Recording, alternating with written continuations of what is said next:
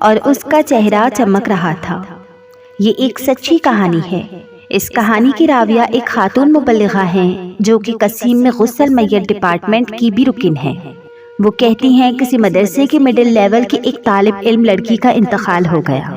اس کی عمر ابھی تھوڑی ہی تھی اور وہ جوانی کی دہلیز پر قدم رکھ رہی تھی۔ اس کا نام نوف تھا۔ جب اس کی وفات ہو گئی تو اس کی ماں اور بہنیں اسے میرے پاس لائیں تاکہ میں اسے غسل دوں اور کفن پہناؤں۔ شدت غم سے اس کی ماں کا رو رو کر برا حال تھا۔ وہ اپنی بیٹی سے چمٹی ہوئی تھی اور اس سے جدا ہونے کا نام ہی نہیں لے رہی تھی۔ میں نے بڑی مشکل سے اسے علیحدہ کیا اور غسل خانے کا دروازہ بند کر دیا تاکہ میں اسے اچھے طریقے سے غسل دے سکوں۔ میں نے جب اس کے چہرے سے کپڑا ہٹایا تو میں ششدر رہ گئی۔ اللہ کی قسم، چہرے سے نور کی شعاعیں جیسے اٹھ رہی تھی، جیسے نجف کی خوب تیز روشنی ہے۔ میں اس کے نورانی چہرے کی تابانی دیکھ کر ورطہ حیرت میں ڈوب گئی۔ میرے پاس غسل کے لیے جو بھی لڑکیاں لائی جاتی تھی ان میں سے کسی کا چہرہ مرجھایا ہوا ہوتا تھا اور بعض سے سخت ناگوار بو اٹھ رہی ہوتی تھی، مگر اس لڑکی کا معاملہ الٹ تھا۔ اس کا چہرہ تو روشنی سے دمک رہا تھا۔ دوران غسل میں نے دیکھا کہ اس کے دائیں اور بائیں ہاتھ کی شہادت کی انگلی بھی اٹھی ہوئی تھی، جیسے تشہد میں اٹھائی جاتی ہے۔ میں نے کہا ہو نہ ہو یہ ایک پاکیزہ سیرت لڑکی ہے جسے اللہ نے اس کے کسی عمل صالح کی وجہ سے عزت و تکریم سے نوازا ہے۔ مجھے اس کی خوش قسمتی پر رشک آیا۔ میں نے اس کی ماں اور بہن کو خوشی کی مٹھاس میں ڈوبی قدرے بلند آواز میں بلایا اور دروازہ کھول دیا۔ اس کی ماں اور بہنیں دوڑ کر غسل خانے میں آئیں۔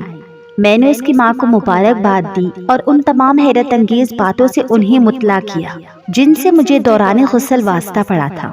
اس کی ماں نے اپنے تمام مادرانہ جذبات نچھاور کرتے ہوئے اس کی پیشانی کو چوما اور ساتھ ساتھ روتے ہوئے اللہ کی تعریف بھی کی۔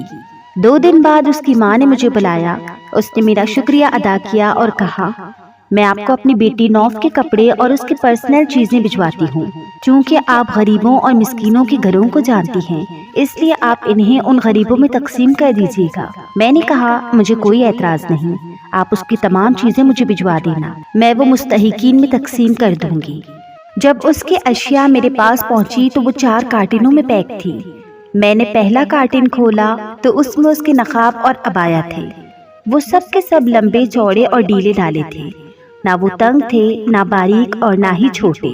میں نے دوسرا کارٹن کھولا تو اس میں اس کے کپڑے تھے، ڈھیلے ڈھالے اور مکمل جسم کو ڈھانپنے والے تھے۔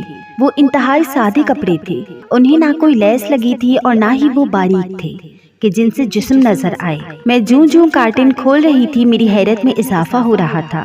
ایک کارٹن میں اس کے اسکول کا سامان اور اس کے قلم کا ایک ڈبہ تھا۔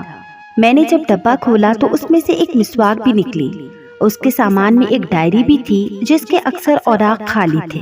مبلغہ کہتی ہیں کارٹن بند کرنے کے بعد میں جلدی سے اپنے کپڑوں والی الماری کی طرف گئی۔ میں نے اسے کھولا اور وہ تمام کپڑے نکال کر باہر پھینکے جو تنگ تھے یا باریک تھے یا چھوٹے بازوؤں والے تھے، اور پھر میں نے اپنے آپ سے وعدہ کیا کہ میں آج کے بعد ڈھیلے ڈھالے کپڑے پہنا کروں گی جیسے یہ لڑکی پہنا کرتی تھی۔ میں نے اس کی ڈائری کو اپنے پاس رکھ لیا کہ میں اس میں اپنے لیکچرز لکھا کروں گی جو اس لڑکی کے لیے صدقہ جاریہ بن جائے گی۔ وہ مبلغہ کہتی ہیں کہ میں نے نوف کو فون کیا اور اس سے ماڈرن ازم کے دور میں بھی اپنی بیٹی کو مکمل اسلامی لباس پہنانے پر مبارکباد دی۔ اس کی ماں نے کہا اس کے اندر اور ایک بھی ممتاز خوبی تھی، اس کا دل ہر وقت نماز سے لگا رہتا تھا۔